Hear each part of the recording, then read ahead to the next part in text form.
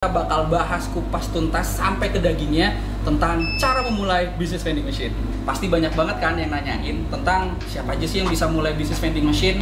Sebenarnya ya semuanya juga bisa, mulai dari company atau perusahaan-perusahaan, kantor-kantor, sampai ke brand owner, dan nggak menutup juga untuk teman-teman yang entrepreneur. Biasanya nih, kayak tadi aku contohin, mulai dari company, mereka itu butuhin buat fasilitas karyawan-karyawannya mereka.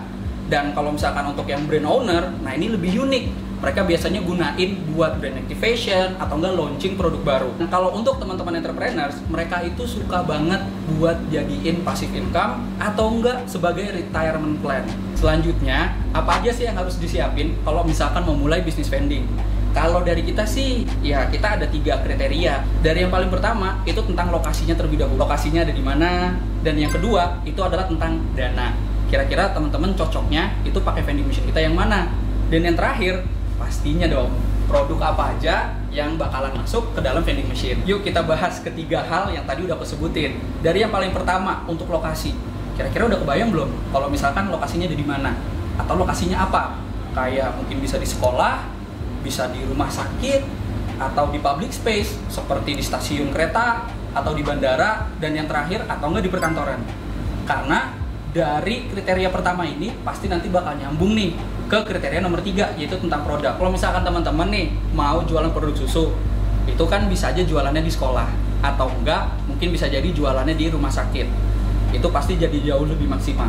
Kalau yang kedua, itu kita ngomongin tentang dana. Tapi nggak usah khawatir, soalnya ya kita banyak banget nih seleksi atau enggak kategori dari tipe-tipe vending machine yang pastinya kamu butuhin.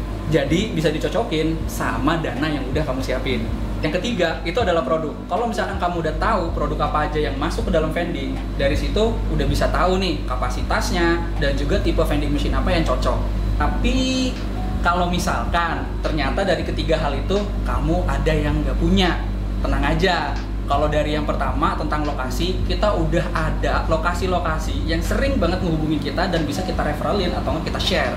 Kalau dana, tenang aja, kamu bisa pilih vending machine yang sesuai dengan dana kamu. Karena kita ada banyak banget tipenya, mulai dari layarnya yang cukup kecil sampai yang layarnya paling besar.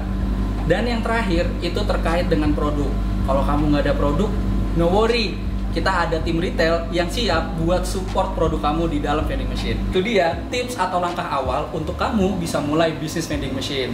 Tapi jangan khawatir, nextnya kita bakal bahas lebih dalam lagi. So stay tune dan jangan lupa follow kita. Buat kamu yang punya pertanyaan, langsung aja tulis di kolom komentar.